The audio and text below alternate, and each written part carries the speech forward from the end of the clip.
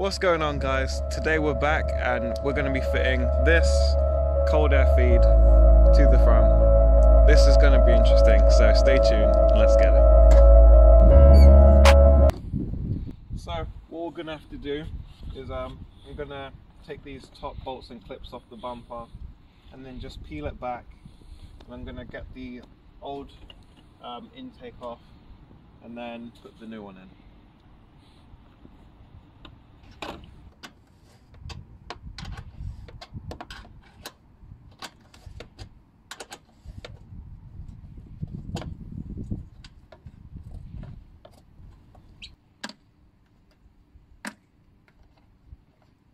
So down here you can obviously see the massive mod that I've done with all these cable ties, and I want to tidy it up a little bit and catch a bit more air, so that's why we're doing this. So now we've got it in, I did have to make a little cut here, if you look closely, see, because it was slightly too narrow to fit inside on its own. Now to get it on the car. So while I was messing around with it and took this one out to try and reshape it, I checked the gaps, and there's holes in it. A whole lot of holes there, a few more there. Yeah, that's not going to help.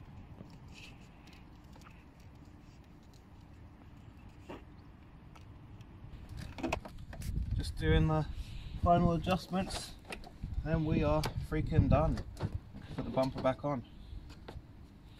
I had to cut some slits behind the bumper to actually get it in, but if you have a look, you can actually see it's a much shorter and cleaner setup than the other one.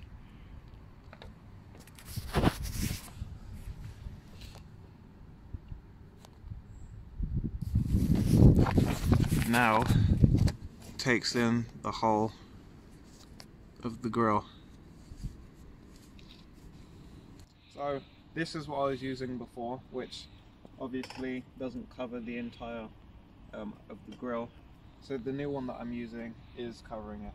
I do plan on changing the cold air feed at some point, because obviously there's holes in it, which isn't going to be very effective.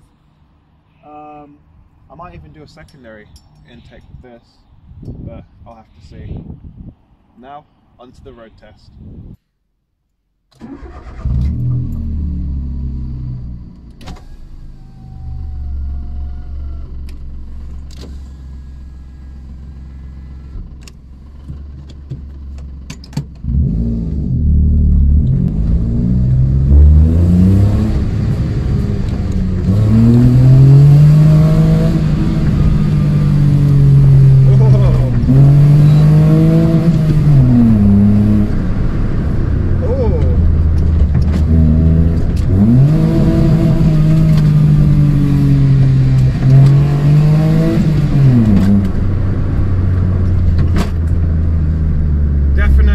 Picking up a bit better. I think the tyres are cold because it's spinning.